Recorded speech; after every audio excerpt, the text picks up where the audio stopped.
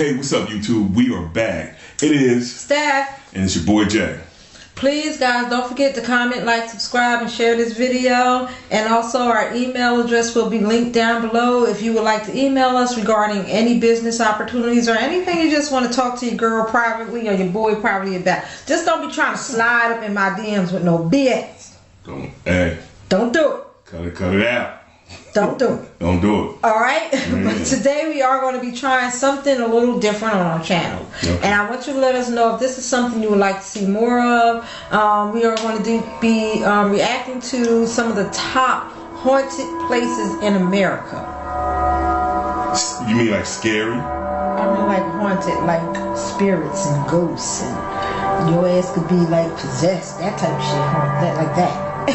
Are you going to be there to hold me? Because I don't like scary stuff. Feels so much better now. the most haunted places in America. What are the truly scariest haunted places in the United States? But let's get into Here's our answer. Let's check it out. See what's so scary about these places. Number 15, the Shanghai Tunnels in Portland, Oregon. Portland was one of the most dangerous ports in the United States during the early 19th century and was the epicenter of an illicit maritime practice known as Shanghaiing, which is a form of human trafficking. According to local legend, swindlers preyed upon unsuspecting men in the local saloons, which were often outfitted with trapdoors that allowed for a quick escape into a network of underground tunnels. These men were then supposedly held captive, drugged, and eventually transported to the waterfront, where they were sold to ships as unpaid laborers. The tunnels are said to be haunted by the angry spirits of the captive men who died in the dark recesses beneath the city. The practice of kidnapping men to work on ships came to be known as Shanghaiing because the ships that they were sold to were often headed to East Asia. Tours in Portland can take visitors down into these spooky subterranean tunnels. Number 14, the Lizzie Borden Bed and Breakfast in Fall River, Massachusetts. On August 4th, 1892, the bodies of Andrew and Abby Borden were discovered bludgeoned beyond recognition in their home. The main suspect was none other than the youngest of their three daughters, Lizzie.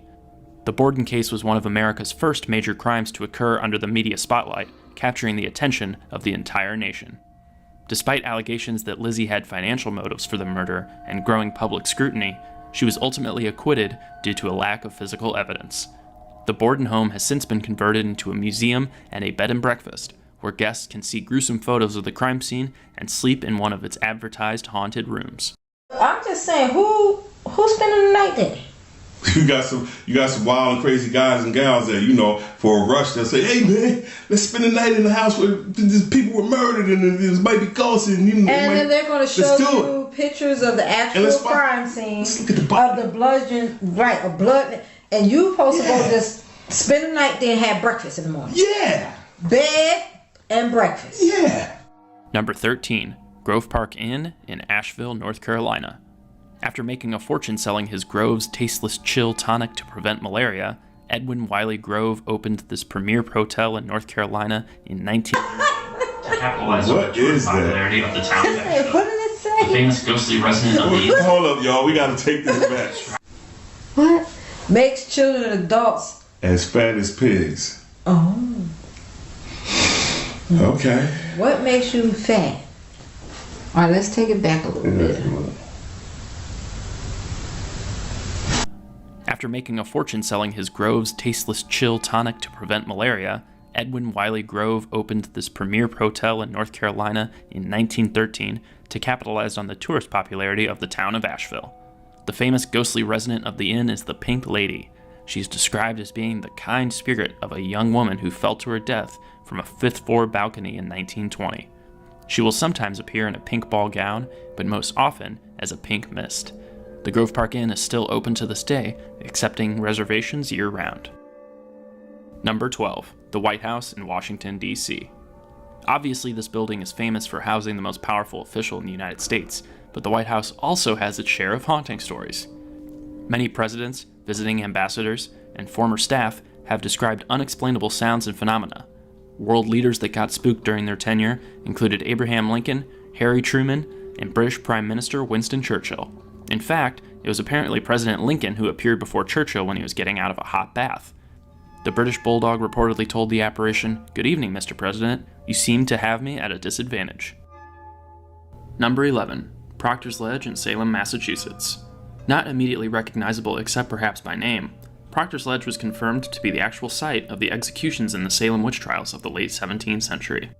Over the years, many accounts of paranormal activity have been documented near Proctors Ledge, and in 2017, the site was dedicated as a memorial to the victims on the 325th anniversary of the hangings. Number 10. The Iroquois Theater in Chicago, Illinois. The location of the deadly Iroquois Theater fire is infamous. Occurring on December 30th, 1903, just 5 weeks after the grand opening, the event was the deadliest fire in a theater and the deadliest single building fire in U.S. history, resulting in over 600 deaths. Once the shock and grief of the enormous loss of life wore off, the public was outraged at the obviously false advertising of the theater's promotion as absolutely fireproof. After numerous regulation failures by management, ultimately nobody was held responsible for the disaster. The lasting impact was a complete overhaul of fire safety systems at theaters throughout Chicago.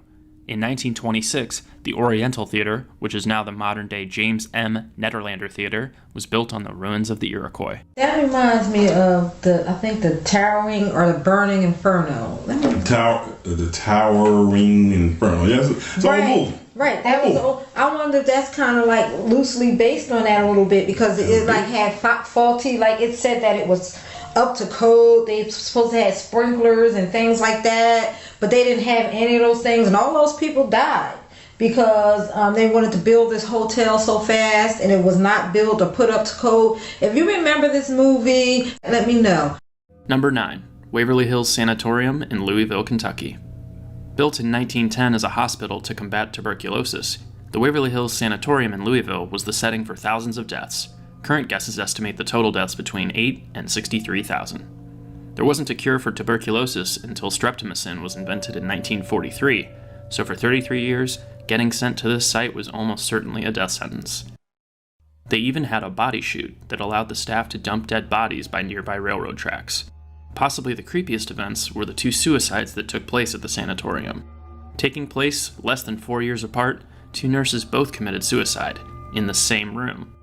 Nowadays, the Waverly Hills Sanatorium is a popular tourist attraction for those looking for a good scare.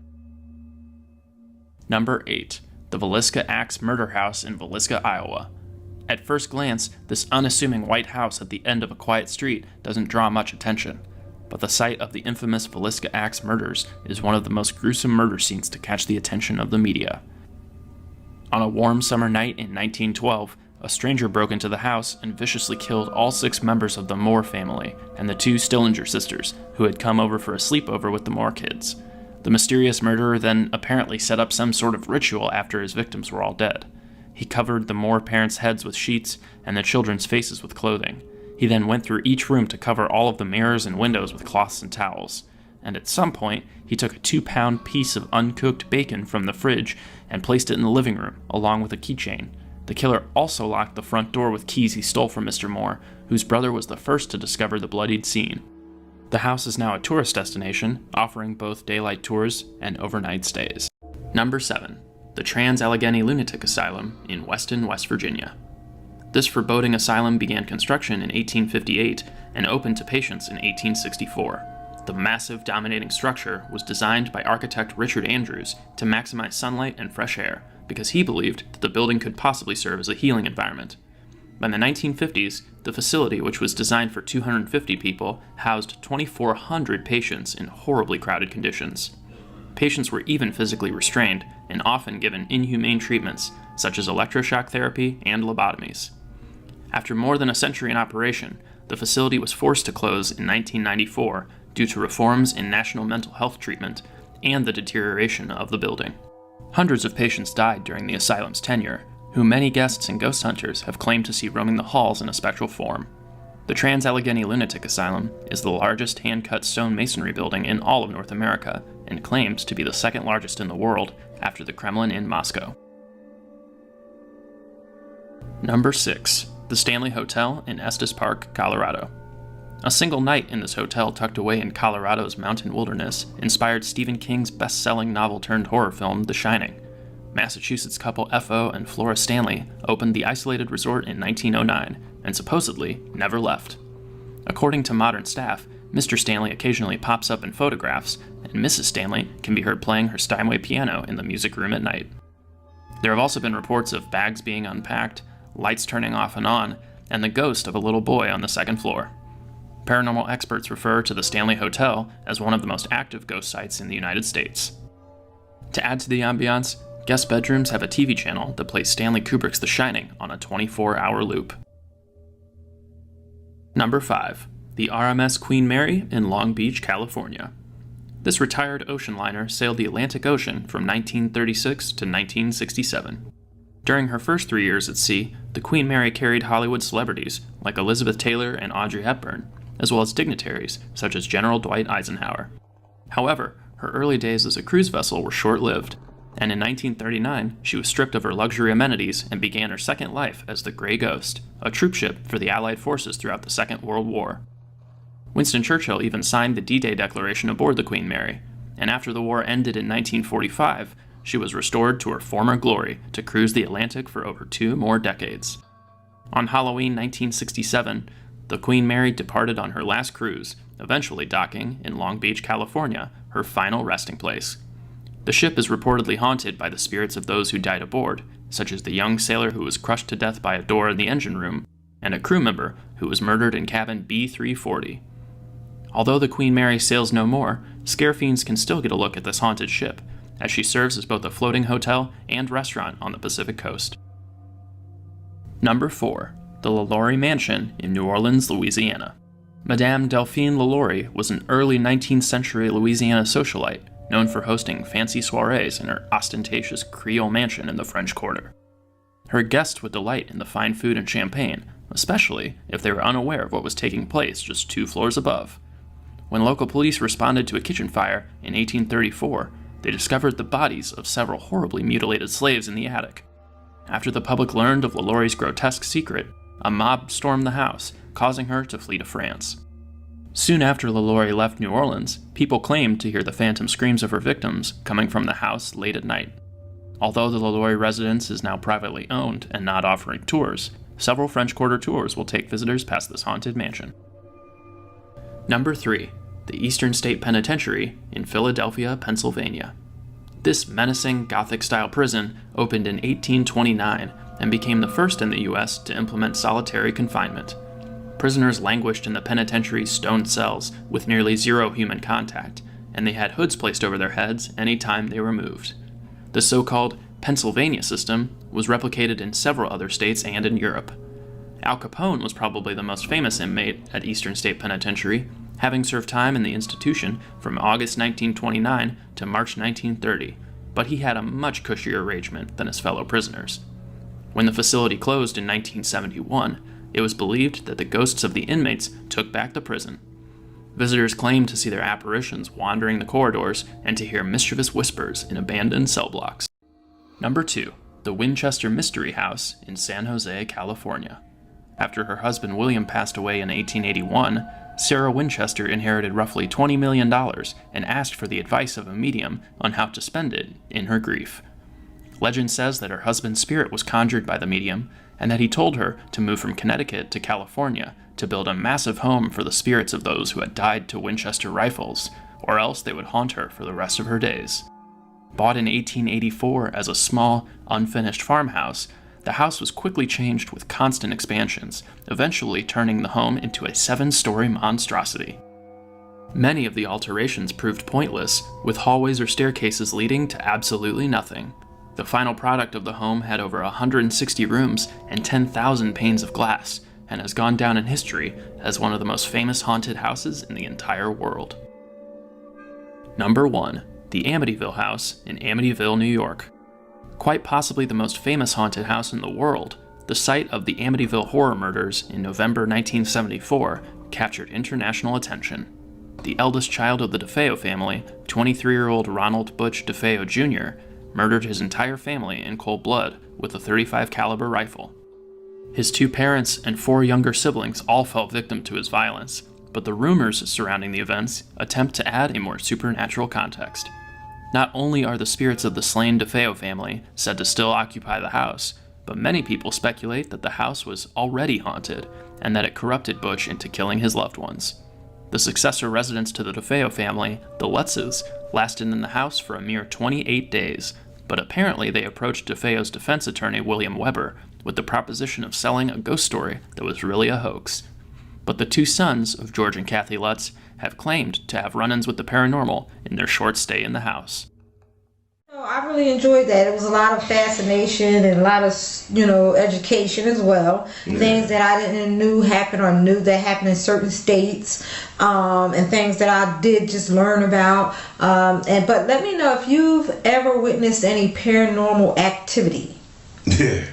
And do you believe in hauntings and ghosts and spirits? And that they come back and they visit you or they haunt you, or if you've ever seen one, let me know down below what you think about that. And what state you live in. What state you live in, and what is the most haunted thing in your state. They're saying number 1 is the Greystone Park Psychiatric Hospital in New Jersey. Parsippany, New Jersey. It's an abandoned building. It opened in 1876, and it was a lunatic. I think that was on there. A lunatic asylum. It sounds like that was on there. But that's number 1. That's number 1 for New Jersey. Okay. So that's the scariest place here, and that would be this Greystone Park Psychiatric Hospital. If you guys got some spots where you live at, or where you from, or whatever state you're from, you could let us know. Tell us what's the creepiest place there. What is the most gruesome thing that has happened in your town, yes, or in your state, yes, where you live now. Let us know. The most gruesome thing that's happening right here in my house is running out of wine. I ain't sitting. There you go. I'm not sipping on that. Yeah, because it's pretty scary too. I looked up and said, scary. She don't have any wine. Oh my gosh. But it's scary for him. Yeah.